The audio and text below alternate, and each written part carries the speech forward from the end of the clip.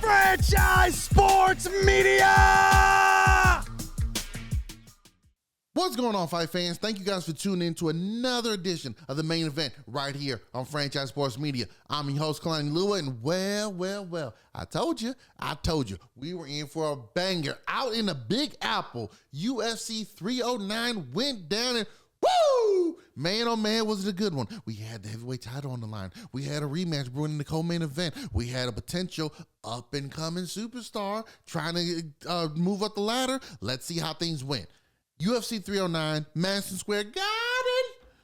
Jon Bones Jones, the greatest of all time, taking on the greatest heavyweight champion of all time, Stipe Miocic. These two went at it. Now, these guys was originally supposed to fight at UFC 295. Injuries happened, negotiations, etc., etc. So now I got pushed back to UFC 309.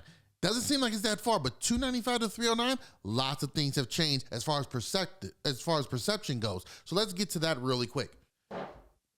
Before, when Jon Jones first moved up to heavyweight division, he calls out Stipe Miocic, defeats Ciryl Gane, who everybody thought, great test from, good heavyweight challenge, one of the better strikers, moves like a middleweight. This would be a good chance to see what Jon Jones could do at heavyweight against a legit heavyweight.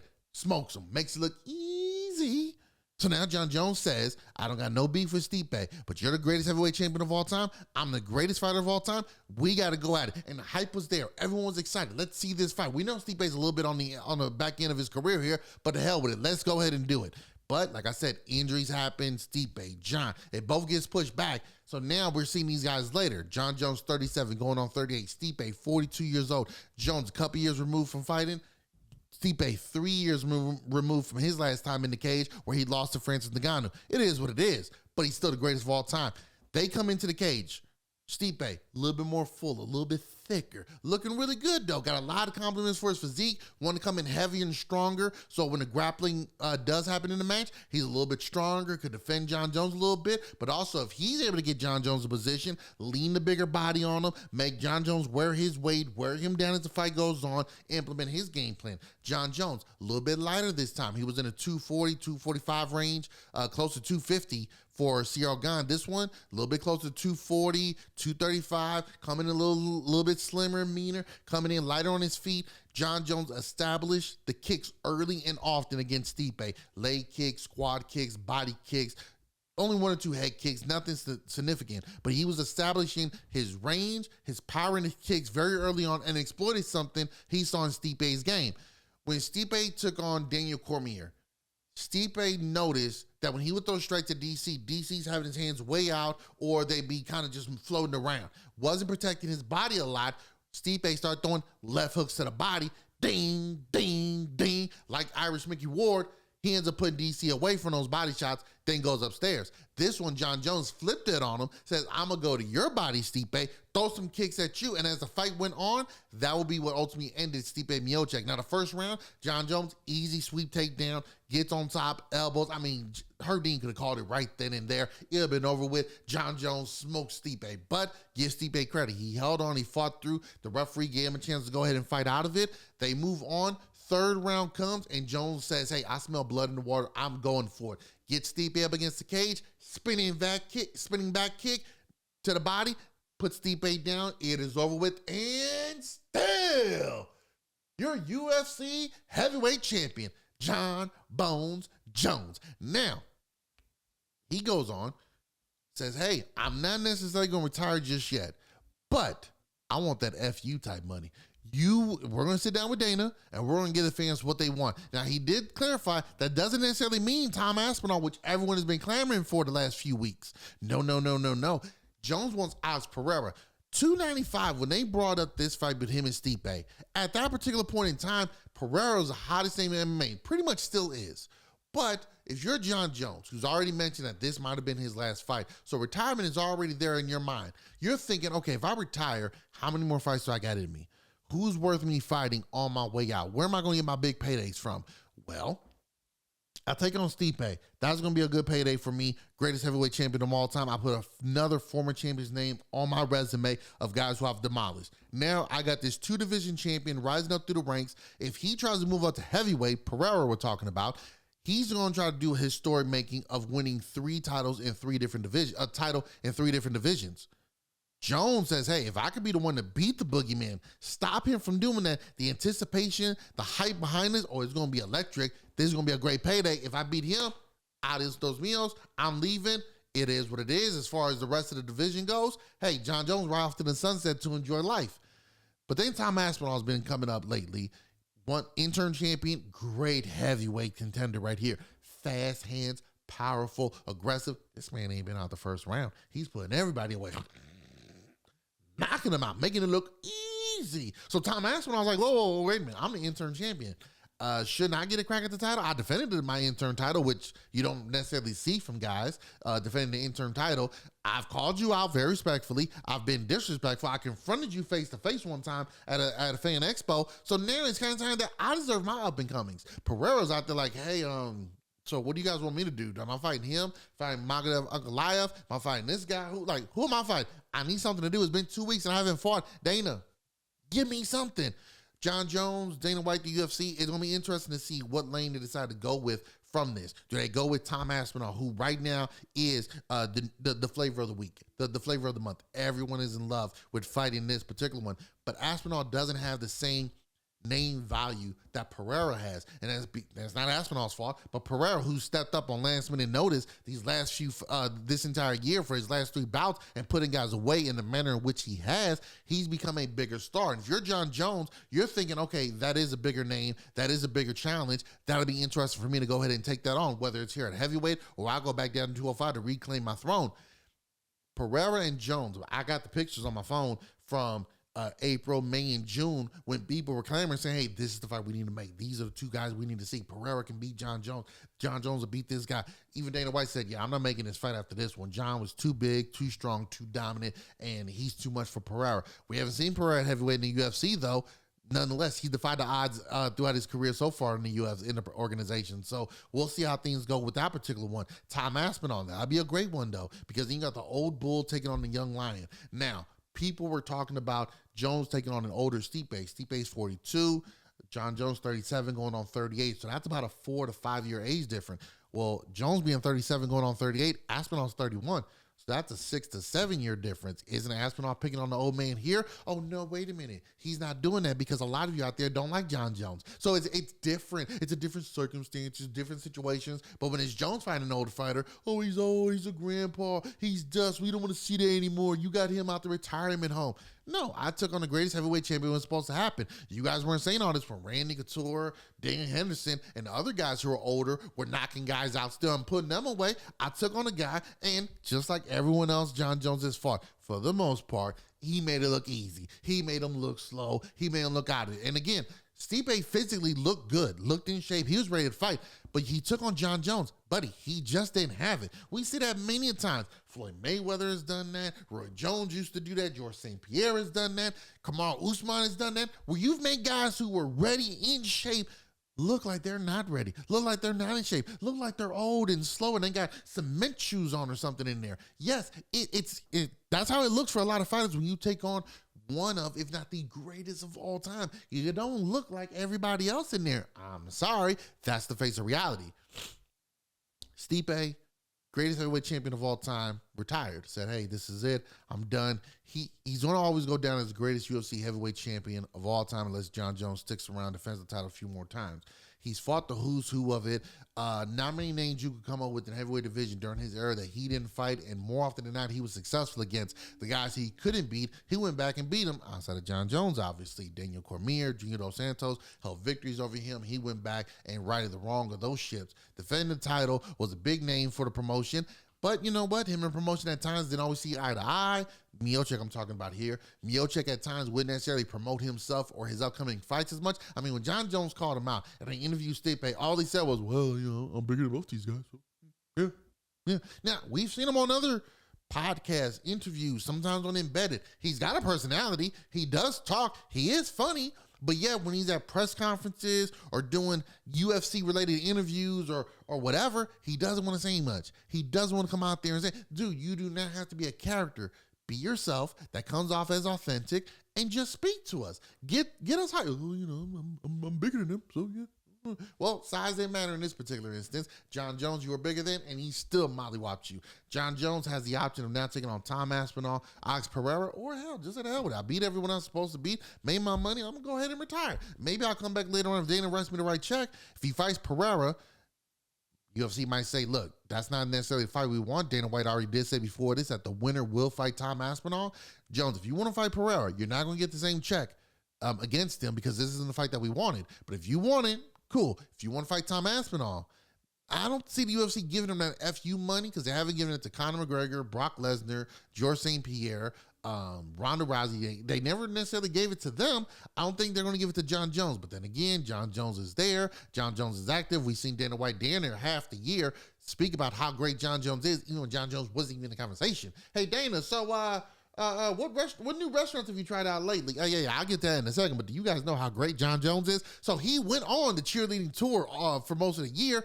We'll see. Do they come to some type of agreement? It'll be interesting to see how things go in that particular realm. But Jon Jones, as of now, the man of the hour, king of the heavyweight division, has two options waiting for him. Which option does the UFC go with for him? Time will tell. In the co-main event, we had Charles Oliveira taking on Michael Chandler in a rematch of their particular fight.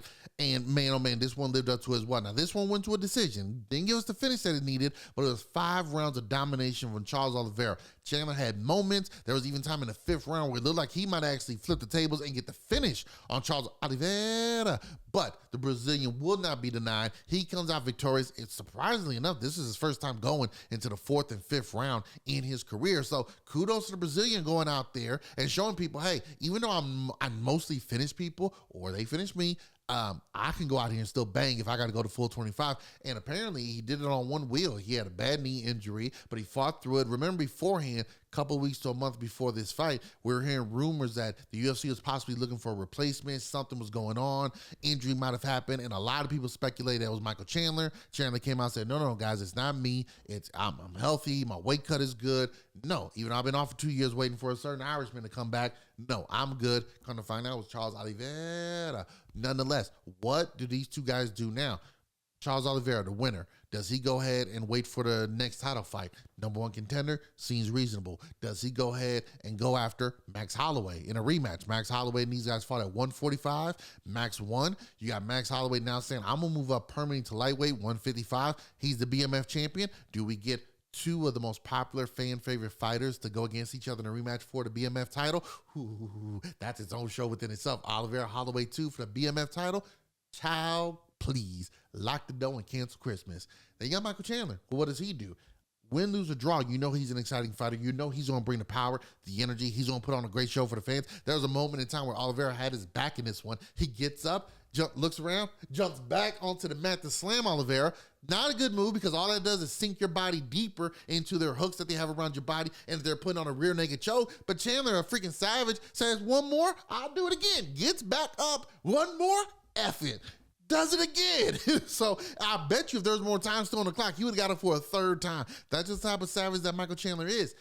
What does he do? Does he get a rematch against a Justin Gaethje, a Dustin Poirier? Does he go out and fight Max Holloway for the BMF title? Or after 2 years of waiting, does he take on Conor McGregor? Get your ass in here and fight finally. 2025, we're all waiting for you. Now we're hearing rumors that it may not be to the end of 2025 when Conor McGregor returns. Dude, what in the living garbage is going on here with the Irishman?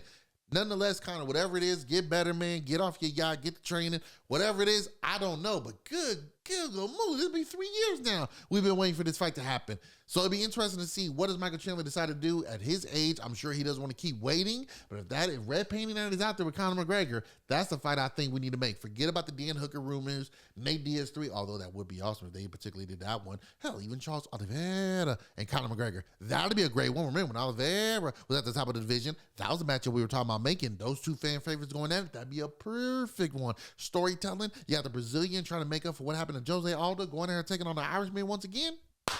Take my damn money. Bo Nickel. going against Paul Craig, won a 3-round decision. Wasn't the most exciting fight. It was a stand-up bout. Jiu-jitsu expert in Paul Craig, wrestling expert in Bo Nickel. The grappling canceled each other out. We thought we were going to be in for a war down on the mat. We didn't get that. We got a stand-up bout, a lot of feints, a lot of 1-2s, in and out. Neither guy wanted to fully commit and expose himself to a counter and the power of their opponent. Unfortunately, sometimes that just happens. Now, when you're someone like Bo Nickel, you have the hype train behind you, the name recognition, the fan favoritism, the excitement. Everyone's hoping that you're going to be the next big thing in this division. Hey, we got a guy like Hamza Chimaev out here. We got other guys like Sean Strickland, DDP, who's a champion, Izzy, X, Y, and Z. We want to see an American wrestler come in here and dominate. This is your chance to do it. Oftentimes, you see some fighters say, well, what does this guy do? I want to avoid that. But I feel like that's the wrong way to go. When you're fighting, and again, I'm not a fighter, not a trainer, so I get it. I'm just a schmo on the bench with a mic talking trash here. But it's like, hey, man, on my way up, I need to enforce my will. What do I do better than him? Well, damn it, that's what I need to do. What can I do? What's a weakness of his that I can expose? And damn it, what's going to get me the easiest path to victory? Now, you look at someone like Hamza Chimaev. He takes on Robert Whittaker. We all knew that was a legit test. All knew the former champion Whittaker was going to be a tough matchup for Hamza. Hamza says, bullshit, put him in front of me and watch what happens. I'm going to go in there. I'm going to shoot a double leg. I'm going to take him down. I'm going to smother him. I'm going to ground and pound him. I'm going to make it to where he can't move. He can't breathe while telling y'all the flavor of the gum I've been chewing all day. I'm going to go in here and just mollywop this dude and just dominate. I'm going to show you guys there's nobody here that's on my level. Bo Nickel, one of the most accomplished American collegiate wrestlers. Now he's in the ranks. We're thinking, hey, this would be a great matchup here. It doesn't look like it right now. Now, granted, it's only one fight. It's only one fight. So let's not sit here and act like this is Bo Nickel's entire career. He has dominated everyone else up until this point. But this was definitely one of those tests. Madison Square Garden, UFC 309, Jones Miocic, Oliveira, Chandler in the co-main event. All eyes were on you in that particular one. It's going to be a lot of fun. It's a great way for you to stamp your name in this rank, to make your name even bigger, and to show people you are the next big thing. Just didn't happen. I still look forward to seeing what this young man can do going forward, and how his next fight is going to turn out. It may not be the matchup we were all hoping for just yet. Might need a little bit more time. The UFC feels like he's got to continue to grow and expand his game. Okay, now you can take the slow route, and that's perfectly fine. You take the slow route, you round yourself out, so when you get up against certain opponents, you're already there. We've seen sometimes guys get title fights or big matchups, and you see the holes in their game, and it's like, wait, how does this guy even get here? Because his opponent is exposing what he can do, and now he just looks like he's a deer in the headlights. He's lost in the woods right now. What is going on? So Nickel, okay, he's taking his time to get there. Wish him all the luck in the world. Again, still excited to see what this young man could do going forward. Before Saturday night, UFC 309, Madison Square Garden. Before that, we had a little rumble down there in Texas, AT&T Stadium. It was on Netflix, and we were able to see Mike Tyson taking on Jake Paul. Okay, Iron Mike Tyson coming in, 58 years old. He's taking on the young YouTuber, and Jake Paul. Yeah, that's exactly how it was for millions and millions of people watching. For all the people that were hating on this matchup, all the people thinking this is a joke. Oh, I can't stand this. It drew 103 million people, 100 and maybe even more. But numbers I initially saw, like 103, and there's probably still counting. Then Antonio Brown released a screenshot when he was live streaming it. He had over 6 million people watching it. Might even been more. He had over 6 million people watching it. Like it or not, people want to see Jake Paul get his butt whooped, get knocked out. People want to see Mike Tyson. So, yeah, Mike Tyson's 58 years old, but he still draws in the numbers. One of the most famous human beings to ever live. Jake Paul shows time and time again, you guys can knock me all you want to. It may not be always pretty, but I'm going to go out here and put on a show, and you guys are going to tune in and watch. Now, on the undercard, you had Katie Taylor, Amanda Soriano in a rematch. Taylor wins by controversial decision, which is weird. Soriano felt like she dominated most of the fight. Taylor lost the point and yet still won the matchup. So do we get a third one at some point? Remember, Soriano's moving up to take on this fight. Does Kaylee Taylor basically take on the GOAT, Clarissa Shields? Time will tell. But Jake Paul's putting on all these other good fights underneath the main event that he's in to showcase, yes, this may be a sideshow. This may be what some of you call a circus act, but I'm putting on legit boxes on the undercard here, so you can't say I'm not giving you guys real boxing. Now, in this one, people complain it was scripted, it was staged, it was in the works. okay, yeah, you can put all the videos and pictures. Oh, Mike hit him here, then he didn't throw any more punches. He was about to throw this right hook, but then he pulled it back so Jake wouldn't get knocked out, and, you know, Jake was holding back as well. You know what? They were wearing 14-ounce gloves, which if you guys have ever sparred, putting on 14-ounce gloves, bigger. Secondly, Mike Tyson is 58 years old. All upper body in, that night, no lower body, bad knee. I mean, it's one of those where you say, okay, look at Mike Tyson's older clips in the early 2000s. He only had a couple rounds in him, and then he pretty much was a stationary target. Now you look at this one at 58 years old, nearly 20 years since his last sanctioned bout.